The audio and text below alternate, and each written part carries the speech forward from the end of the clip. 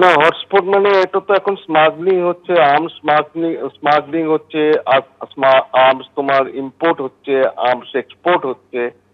সুতরাং তোমার কিন্তু মানে নৈরাজ্যের যে অবস্থাটা দুষ্কৃতিময় হয়ে আছে, সারা শহর বলো, সারা পশ্চিম বাংলা বলো, সেটা কিন্তু অবিরাম চলছে আর কি, অবিরাম চলছে।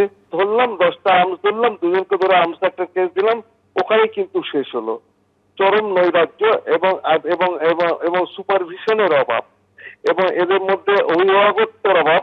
কারণ সঠিকভাবে সঠিক জায়গায় সঠিক লোককে ধরা যদি না যায়, তাহলে কিন্তু এই আর্মস স্মাগলিং বন্ধ হবে। আবির দত্ত আমাদের প্রতিনিধি সরাসরি রয়েছেন ঘটনাস্থল থেকে। আবির, কিছুক্ষণ আগে দেখছিলাম যে মহিলাকে সার্চ করা হচ্ছিল, তার ব্যাগও সার্চ করা হয়েছে, কিছু কি উদ্ধার হলো?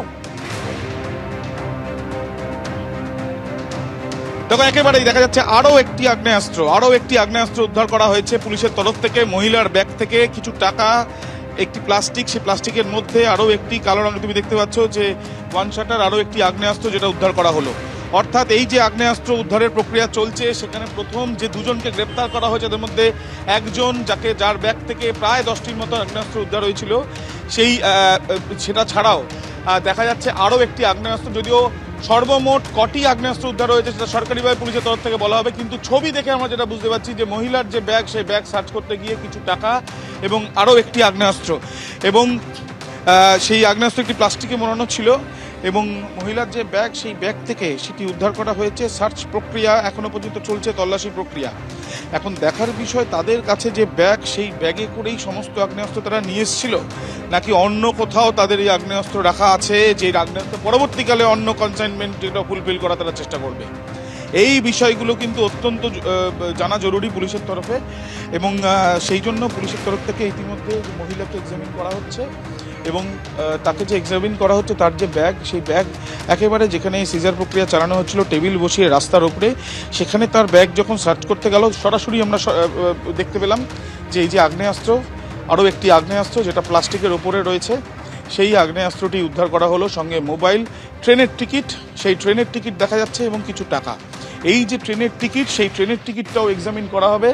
তারা এই ট্রেনের টিকিট যেটা তাদের কিনা, এবং তারা এই ট্রেনের টিকিট ট্রেনে করে তারা কলকাতায় এসেছিল কিনা, হুগলি থেকে এসেছিল নাকি অন্য কোনো জায়গা থেকে আগ্নেয়াস্ত্র নিয়ে তারা এসেছিল, এই বিষয়টা দেখা হবে। সন্দীপন গুপ্তকে বলছি সরাসরি সেই ছবি দেখানোর জন্য, যদিও সে দেখাচ্ছে যে এখানে কিছু দেখা যাচ্ছে যে কিছু গয়না, কিছু টাকা, এছাড়াও ট্রেনের টিকিট ছাড়াও মোবাইল, যে মোবাইলে তাৎপর্যপূর্ণ বিষয় হচ্ছে মোবাইলে একটি কল আসছে দেখা যাচ্ছে, মোবাইলে একটি কল আসছেও দেখা যাচ্ছে, এবং তার সঙ্গে যাদের সঙ্গে যোগ রয়েছে তারা কি কোনো না কোনোভাবে যোগাযোগ করার চেষ্টা চালাচ্ছিল।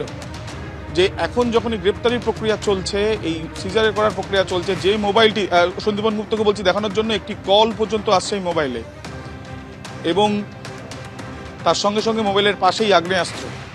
এই যে জিনিসগুলো যেগুলো ইতিমধ্যে তার ব্যাগ থেকে পাওয়া গিয়েছে, সেগুলো পরীক্ষা করা হবে, এবং সেগুলো পরীক্ষা করে বাজেয়াপ্ত করা হবে। এই যে যারা এর পেছনে রয়েছে, শুধুমাত্র কি এরা কি মিডল ম্যান, বা কোনো না কোনোভাবে এদের মাধ্যমে আগ্নেয়াস্ত্র এক জায়গা থেকে আরেক জায়গায় নিয়ে যাওয়া হয়েছে, সেটা খতিয়ে দেখবে পুলিশ। যদিও তাদের সঙ্গে যোগাযোগ করা রাখছিল, এই যে মোবাইলে ফোন আসছে, তারা কারা যোগাযোগ রাখছিল, সেই বিষয়গুলো পরবর্তীকালে তদন্ত যত এগোবে তত আরও বেশি করে বিষয়টা স্পষ্ট হবে। এখনো পর্যন্ত যেটা দেখা যাচ্ছে, দুজনকে গ্রেপ্তার করা হয়েছে, এবং এই দুজনের সঙ্গে আর কারা সেটা জানা যাবে তাদেরকে হেফাজতে পেলেই, এমনটাই জানা যাচ্ছে পুলিশ সূত্র থেকে। ধন্যবাদ আবির। এখনো পর্যন্ত যা খবর, 10টি আগ্নেয়াস্ত্র এর আগে ব্যাগ থেকে উদ্ধার হয়েছিল, আর এবার মহিলা যাকে ধরা হয়েছে, ধৃত দুজন, তার মধ্যে একজনের ব্যাগ থেকে আরো একটি আগ্নেয়াস্ত্র উদ্ধার করলো পুলিশ। আমরা কার্যত এই মুহূর্তে একটি নৈরাজ্যের বাসিন্দা, যেখানে আইনের শাসন অবলুপ্ত, যেখানে যুক্তরাষ্ট্রীয় ব্যবস্থাকে সম্পূর্ণ অস্বীকার করা হয়েছে, এবং সবচেয়ে আশ্চর্যের বিষয় হলো আগ্নেয়াস্ত্র উদ্ধার বলে যে অস্ত্রগুলোকে দেখানো হচ্ছে, সেগুলো বহু পুরনো। এই পুরনো মুঙ্গেরের কিংবা হাওড়ার বেরিলিয়াস রোডের পুরনো, বা রিসরার ওদিকের শিয়ালদার ওই ভাঙা ওয়ান শটার, এইগুলোকে উদ্ধার করে পুলিশ কি প্রতিষ্ঠা করতে চাইছে? অস্ত্র তো আছে, বারুদের স্তূপের ওপর আমরা বসে আছি। বিভিন্ন সময় যে ধরনের আগ্নেয়াস্ত্র নিয়ে আজকে দাপাদাপি করা হয় এলাকায়, যার কিছুটা মানে খুব সামান্য অংশ সংবাদ মাধ্যমে আসে, সেই আগ্নেয়াস্ত্র তো কোনোদিন উদ্ধার